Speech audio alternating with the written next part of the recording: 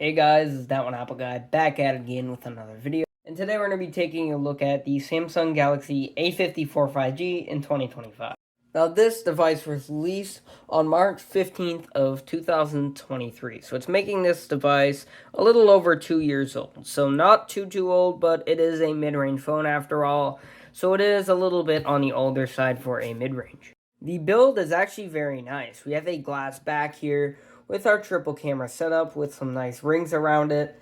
We have a plastic frame, but it feels pretty nice. And we have our power, our volume.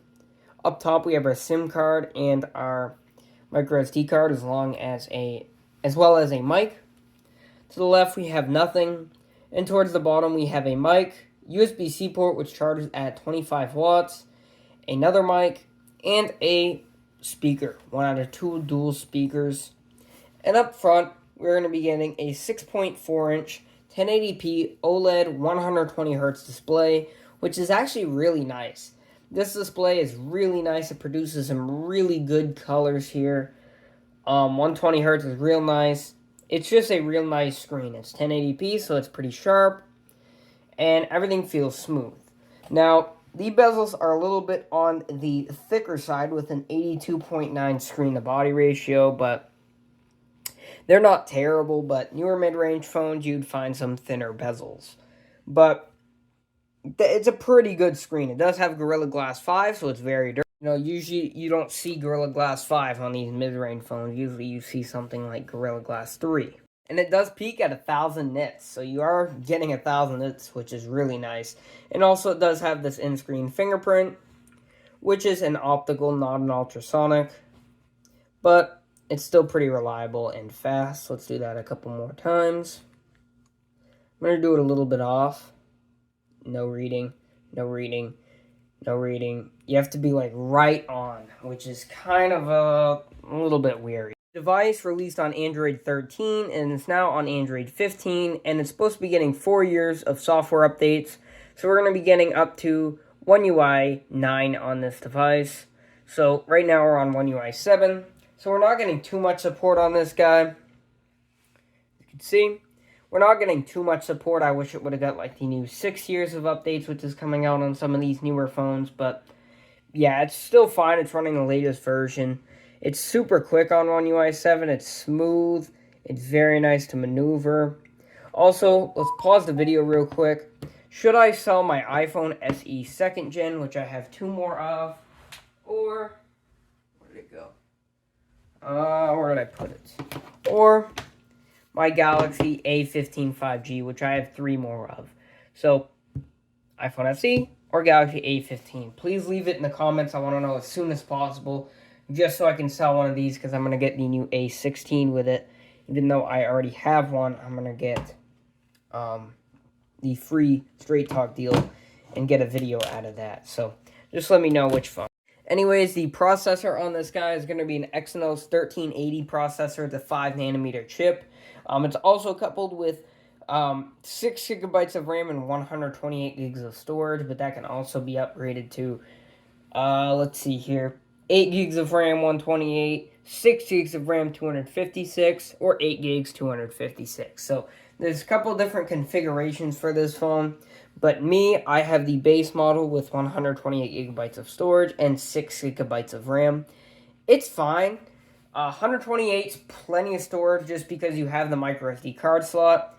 6 gigs of RAM is pretty low, but we're not even seeing that on the A16. We're seeing 4 gigs, so it's actually pretty reasonable. It runs fine. I wouldn't do RAM plus more than 4 gigs.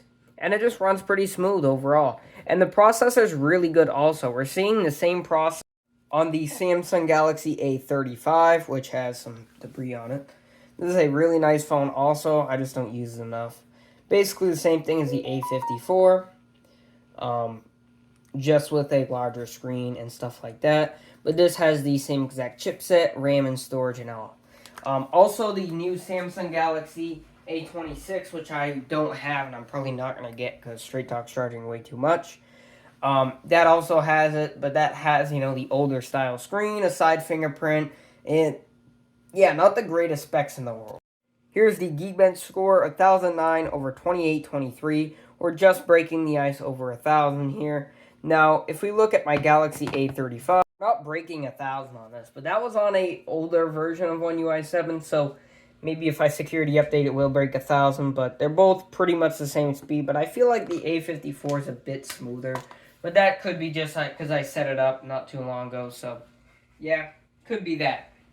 Getting back on the screen real quick, the 6.4-inch display is actually really nice. It's a perfect size. I think it's actually a little too big, but perfect size for an A series. Like, I can reach, the top without really having I can't reach over there, though, which I kind of like on a phone. That's kind of why I like, some of the iPhone SEs. I can reach here, boom, and I can reach up in the corner to get to, control center, even though it's not on that phone.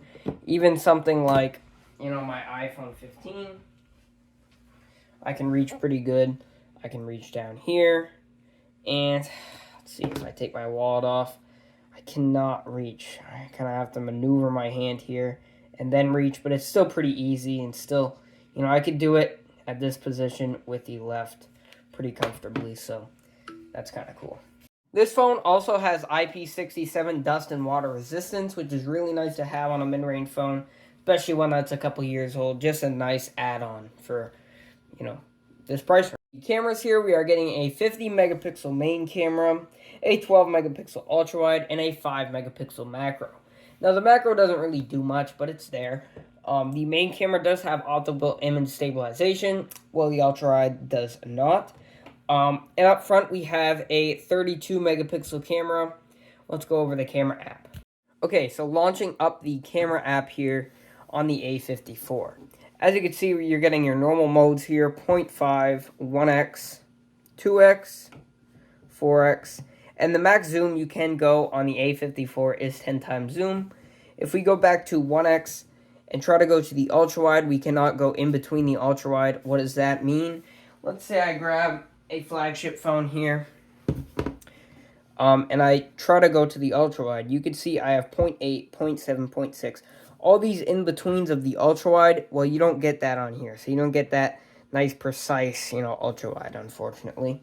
Even that's something you see on the Google Pixel 8a, the Google Pixel 7a, Google Pixel 6a, and you're also seeing that on the S20 series and stuff like that. So it's a nice add-on there that we don't get on the A54 here. Down here, you can switch to the 50 megapixel mode, which you cannot zoom in. Switching to the front-facing camera here, you're just getting some simple modes. You can switch to a group selfie mode if you want that. Back to the main camera. And also this, you can switch to the full 32 megapixel mode if you would want that. Again, you can't zoom in, but that automatically opts to the group selfie mode. So if I go and switch back here, turn this camera back around, you can see you do have the auto night mode going on right off. You do get some portrait mode capabilities, which is cool. You can adjust your strength. You can't have different filters or anything, but it's fine. And just some stuff there. Fun mode, kind of gimmicky. Video is actually really good. You do max out on Ultra HD 30, but you can do Full HD 60, Full HD 30, HD 30. So, Full HD 30, ultra-wide compatible. Full HD 60, unfortunately not ultra-wide compatible.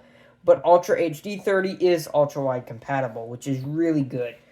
Again, if we go back to the Galaxy A35 5G here, and I go into the camera app on this one, and I go to video, I'm in 4K Ultra HD 30, and there is no ultra-wide setting. I cannot switch to the ultra-wide no matter how hard I try. On the A54, you can record Ultra HD 4K video on the ultra-wide. So that's one thing that's different from the A35. I'll probably make a comparison video, but yeah, you can't do the ultra-wide 4K video on the A35, but you can on the A54. So that's a really nice add-on. I like that because I would like high-quality ultra-wide capabilities. On the front, also, you are getting Ultra HD at 30 frames per second here.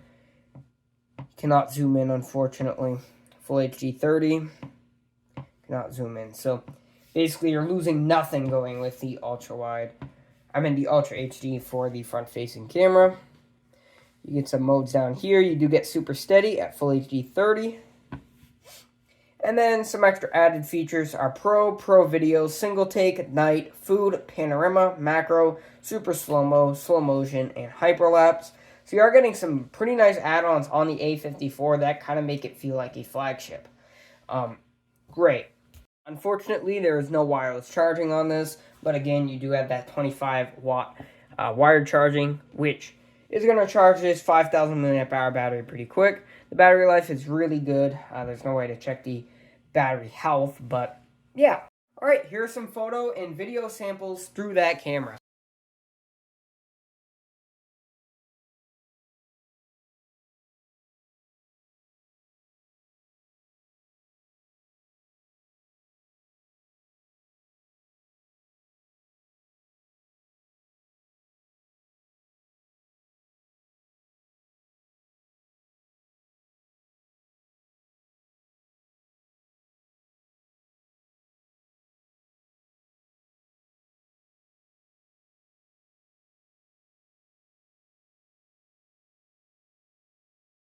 Okay, 30 here. Pretty stable, comes in really nice. Ultra-wide, 4K 30 ultra-wide, looks very nice. Back to the 1x and super smooth, super steady. Looks great. And as you can see, it has a really good camera system. So, Galaxy A54 in 2025, 100% worth it. You can find this for under $100 if you look hard enough. I got mine for 60 just because it's Xfinity, but it's in pretty good condition. I might get a screen protector for it, but yeah, let me know about that phone, which one you want me to sell, and yeah, definitely worth it. I get this over the A35. Again, I'm probably going to make a comparison video through that, but that's about it. Thanks for watching. Comment, like, subscribe, and I'll see you in the next one.